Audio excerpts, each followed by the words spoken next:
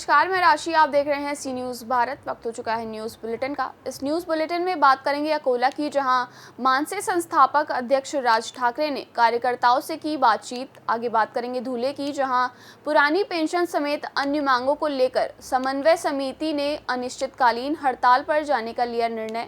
साथ ही चर्चा करेंगे झांसी की, जहां ग्रामोदय इंटरनेशनल स्कूल में धूमधाम से मनाया गया श्री कृष्ण जन्मोत्सव कार्यक्रम। इन तमाम खबरों पे होगी विस्तार से चर्चा। वाशिमपुर से पातुर तालुका की ओर से क्रेन की मदद से 1 क्विंटल 10 किलो की माला पहनाकर मनसे प्रमुख राज ठाकरे का स्वागत किया गया और 2 जेसीबी वाहनों पर फूलों की वर्षा की गई। जेसीबी अकोला शहर में प्रवेश कर गई, अकोला के सरकारी विश्राम गृह तक पहुंच गई है। इसके बाद वे अकोला शहर के गौरक्षण मार्ग पर स्थित शुभ मंगल कार्यालय में आयोजित सभा स्थल पर पहुंचेंगे। इस बीच आज मनसे प्रमुख राज ठाकरे अपने विदर्भ दौरे के आखिरी चरण में अकोला पहुंचे हैं। उन्होंने वाशिम से अकोला में प्रवेश किया है। इस बीच राज ठाकरे अकोला शहर के गौरक्षण मार्ग पर शुभ मंगल कार्यालय में जिले के सभी 5 विधानसभा क्षेत्रों के प्रमुख पदाधिकारियों और कार्यकर्ताओं के साथ बातचीत करेंगे। इस अवसर पर अकोला जिले में पार्टी संगठन की समीक्षा की जाएगी। अकोला से सी न्यूज़ संवाददाता धनराज सबकाल की रिपोर्ट। पुरानी पेंशन समेत अन्य प्रलंबित मांगों को लेकर समन्वय समिति ने 29 अगस्त से अनिश्चितकालीन हड़ताल पर जाने का निर्णय लिया है। हड़ताल में राज्य के 1.7 लाख शिक्षक व शिक्षकेतर कर्मचारी शामिल होंगे। इसका लिखित आश्वासन दिया गया है। विधानसभा और इसके कार्यान्वयन और सरकार द्वारा अध्यादेश जारी नहीं करने से भारी नुकसान और असंतोष कर्मचारियों में हुआ है। केंद्र और राज्य सरकारों ने जेपीएस पेंशन योजना को लागू करने की घोषणा की है। ये योजना कर्मचारियों को स्वीकार्य नहीं है। धुले से सी न्यूज़ संवाददाता नीलेश की रिपोर्ट। द ग्रामोदय इंटरनेशनल स्कूल के सभागार में जी किड्स के नन्हे मुन्ने बच्चों के द्वारा श्री कृष्ण जन्मोत्सव कार्यक्रम बड़े ही हर्षोल्लास के साथ मनाया गया, जिसमें बच्चों ने श्री कृष्ण, राधा और मां यशोदा का स्वरूप बनकर कार्यक्रम की प्रस्तुति दी। कार्यक्रम का शुभारंभ पूनम लोहिया एवं कृष्ण रूप बने बच्चों के कर कमलों द्वारा मां सरस्वती के चित्र पर माल्यार्पण व दीप प्रज्वलन कर किया गया। कार्यक्रम का संचालन छात्रा वाशुल रूसिया और आराध्य गुप्ता ने किया। कार्यक्रम के दौरान स्कूल के बच्चों ने कृष्ण को लुभाने वाले विभिन्न कार्यक्रमों की प्रस्तुति दी। साथ ही इस अवसर पर छात्रों द्वारा हांडी प्रतियोगिता का भी आयोजन किया गया।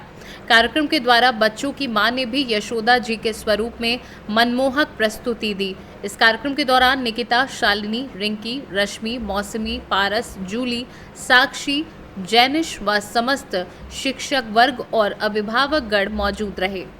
झांसी से सी न्यूज़ संवाददाता संतोष श्रीवास की रिपोर्ट। रतलाम जिले के कालूखेड़ा थाना अंतर्गत ग्राम लसूड़िया में 10 माह की बच्ची के लापता होने के मामले में पुलिस ने बड़ा खुलासा किया है। इस मामले में बच्ची एक कुएं में मृत अवस्था में मिली।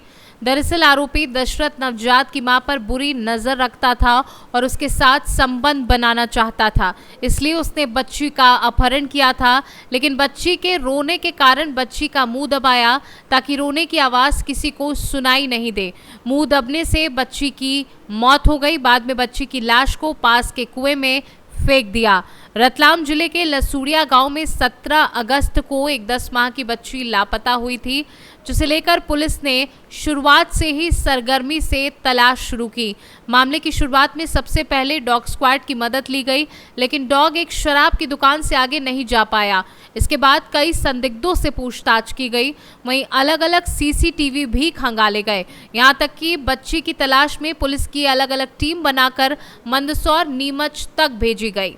वहीं एसपी राहुल कुमार लोढ़ा ने पत्रकारों को बताया कि आरोपी को सख्त से सख्त सजा मिले, इसके लिए फास्ट ट्रैक कोर्ट में मामले को चलाया जाएगा। बहुत बड़ा दुखदायी घटनाक्रम हुआ था जावरा में, उसका खुलासा किया है। हालांकि घटनाक्रम कुछ और निकला।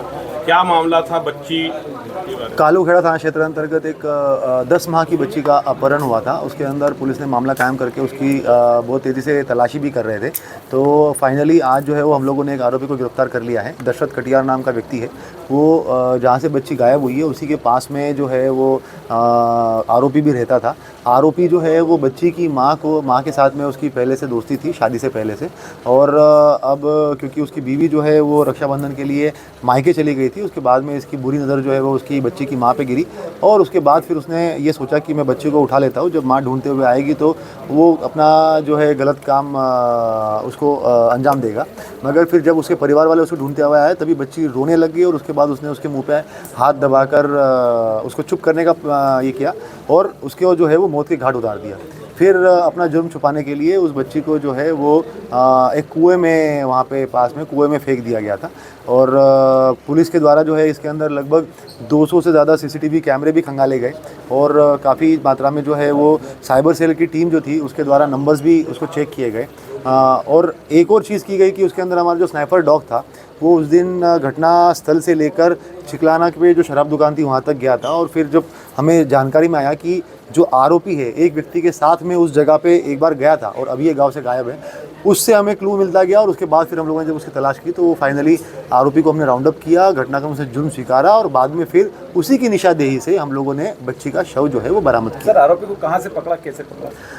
आरोपी के ऊपर जो है वो एक इनाम भी घोषित किया था हम लोगों ने 1 लाख का। उसके बाद में फिर जब हम लोग उसके ससुराल में भी 2-3 बार दबिश दे चुके थे तो वहाँ पर भी हम लोगों ने लोकल पुलिस को भी बोला था कि इसके ऊपर ये व्यक्ति जो है ये हमारा संदेही है, इसे ये हमें चाहिए। तो जो राजस्थान की पुलिस थी उनके द्वारा जो है वो आरोपी की जानकारी लगने पर उनके द्वारा उसको पकड़ा गया और पकड़ के रतलाम पुलिस के सुपुर्द किया गया है। उसको फिर अब प्रॉपर कस्टडी में लेकर अग्रिम कार्रवाई की जा रही है। सर, इसका मेन उद्देश्य क्या था, क्यों इसने इस तरह से किया है? जैसे कि मैंने कहा कि इसका मेन उद्देश्य जो है वो बच्ची की माँ के साथ में गलत संबंध बनाना ये था। और उसके बाद में क्योंकि बच्ची वहाँ पे रोने लग गई तो उसको लगा कि अब ये मेरे ऊपर आ जाएगा सारा, और उसके बाद में उसने जो है वो बच्ची को मौत के घाट उतार दिया। Thank you. रतलाम से सी न्यूज़ संवाददाता हुसैन खान की रिपोर्ट। सुल्तानपुर में आज जयसिंहपुर कोतवाली क्षेत्र के सेमरी चौकी के पास बदमाशों ने एक युवक को गोली मार दी। गोली युवक के गले में लगी। घायल युवक अवनीश दुबे के साथ चचेरा भाई भी था, लेकिन वो बच गया। घायल के परिजनों ने युवक राजकीय मेडिकल कॉलेज सुल्तानपुर लेकर पहुंचे, जहां पर चिकित्सकों ने युवक की हालत नाजुक देखते हुए उसे लखनऊ ट्रामा सेंटर रेफर कर दिया। घटना स्थल पर पुलिस पहुंचकर जांच पड़ताल शुरू कर चुकी है। जानकारी के मुताबिक जयसिंहपुर कोतवाली क्षेत्र चांदपुर निवासी अवनीश दुबे उर्फ अमन दुबे कल दिल्ली से अपनी दादी की 13वीं में पहुंचा था। घायल अमन दुबे ने आशीष को अपने साथ 13वीं का सामान लेने के लिए बाइक से बाजार निकला था, जहां पर सेमरी चौकी के पास पहुंचने पर बाइक सवार बदमाश कारीबन निवासी मार्शल सिंह, बादल सिंह और कुछ लोगों ने दोनों युवकों को रोककर गाली गलौज देना शुरू कर दिया, जिसका विरोध करने पर बदमाशों ने हाथापाई शुरू कर दी। जब तक वे दोनों समझ पाते तब तक बदमाशों ने अवनीश दुबे को गोली मार दी और गोली अवनीश दुबे के गले में लगी। दूसरा साथी आशीष के भी कुछ गोली के छर्रे लगे हैं।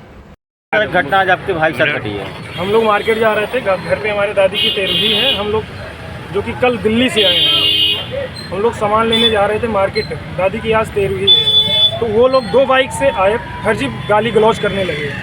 उसमें से उन्होंने फायर कर दिया, हाथापाई जिसमें कुछ हुई, उसके बाद उन्होंने फायर कर दिया गोली।